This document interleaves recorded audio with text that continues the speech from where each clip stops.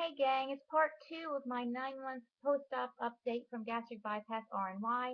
If you're just tuning in, there's a part one to this 9 month post-op video, so you might want to check that out first. But if not, thanks for coming back and joining me for the remainder. I just wanted to cut the video short because YouTube tends to cut it off on me if I don't do it myself after around 10 minutes. So um, I decided to do it to cut it off myself and be in control of the situation. What is going on with my hair? I need a haircut, people. All right. I was doing product reviews, and my last product review was on this Rimmel 60-second nail polish. And the reason that I think this is really great is because I'm not very steady on my feet all the time, and it's very hard for me to paint my toenails. You can't really mess up with this stuff. It's pretty great. Okay, so on to other things. Another recommended product is my beautiful Vera Bradley cooler tote. Now, I love this because it kind of looks like a, like a purse type thing, and it matches my purse actually. I'm a big fan of Vera Bradley, and I pack that every day, and I put in there things that I may want to eat. That way, there's no confusion when I'm either at the pool or if I'm at the hospital or wherever I may be. I have a cooler full of water and yogurt and sometimes nuts, sometimes jerky, sometimes something sweet like one of those little peppermint patties. Just things that I know that I can eat that I won't ever be left without food. So that's what I do. Oh my dang, it's getting on my nerves. Okay. So that's what I like to do. I like to pack my lunch. And I think I've been pretty successful at not going to all the fast food places and stopping and getting, something in the beginning of my journey. Well, not the very beginning, but around, 4 or 5 months out to, I don't know, last month, I guess. I would stop every now and again at McDonald's and get like a McChicken and just eat a little bit of the chicken. And that's not going to kill anybody, but I really want to keep from having to go through those drive-thrus at all. So that's why I pack my food now, because when I get done doing whatever I'm doing or I'm in the middle of something, I can find something in there. And once, even if you have a mindset to eat something else, once you start eating something that you have and your pouch gets full, you're not going to want nothing more. So that's that's the gist of why I do it. Other things that are going on. I've had some bad things happen, and I've had some good things happen, and I've got some maybe things happening. The bad things that have happened to me in my 8th month, and everybody has dealt with hair loss, and I lost some hair at around 4 months out, and I was able to completely stop the hair loss by using keratin shampoo, conditioner, and a leave-in. So, Suave makes a good one. Tresemme makes a good one. I use some stuff from Sally's Beauty Supplies, and the keratin really did stop the majority of the hair loss. So I don't notice the hair loss. But what did happen to me, and I've heard that this happened to Melton Mama also, although I've not, checked into that for myself, is my hair has turned white. And I didn't really realize this until, I dye my hair. So when I was checking to see if it needed dyed, I lifted up my hair and it was just pure white under there. And I don't mean a gray spot here and there. I mean pure white hair.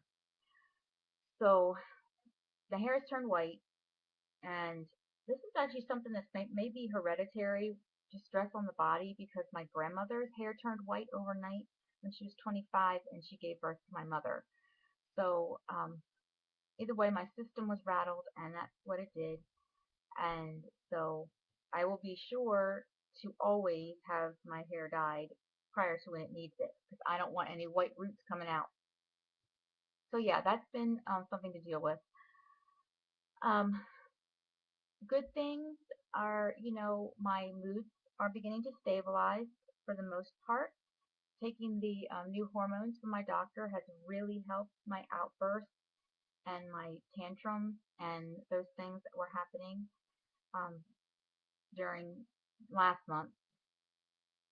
And something good that's going on, at least I hope it's good, is that I am going to be doing my first race this Saturday, the 29th. And I only signed up for a 1 mile run, but even though I've been exercising since I was 4 months out, I still cannot run a whole mile without walking, without doing some walking. But you have to realize that I am a disabled person, and prior to surgery, I really wasn't even walking very well. I always had some kind of assistance, whether it be a walker, a cane, or a scooter. So for me to even be able to run at all is such a blessing, and I'm hoping one day to be able to run a 5K and do it without any walking. But for now, I'm happy that I am doing my first run, and even if my time is very slow, I am going to complete it, and it's a big milestone for me. So, it starts by little steps. And when I entered the gym at 4 months out, I had not done any exercises really um, since 1999. So it was a really long time since I had actually exercised, truly exercised. And I started out, just walking on the treadmill, and then eventually I got brave enough to do a little bit on the elliptical, but I could only stay on for about 5 minutes. Then, I just increased it every day, and same with my walking. I walked for about, a couple months, and then I began to try to run. And ever since then, ever since my 7th month, I've been actively trying to run every day. And I eventually got off this treadmill and started doing it around the track.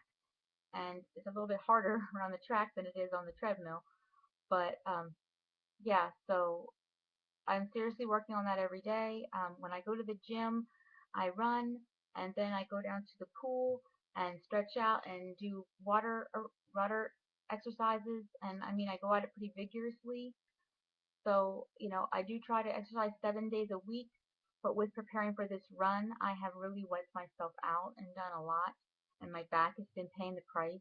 And so I'm really trying to take a day off today, but I don't know that I will because I'm not determined and I really am into my fitness. So I may take today off from running, I may not. So we'll find out later this afternoon what I'm doing. I don't know. Sometimes I feel like I need a day off, especially when I've hurt really bad the night before, and I'm at the chiropractor so often to get my back fixed that I don't always want to throw it back out right away. But I like to try every day to do something. So fitness is definitely important. Now, I'm not saying that you have to exercise on this journey, but I do exercise, and this is why. It's because I know that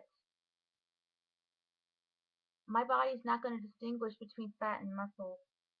And when the fat is gone, the muscle's going to go.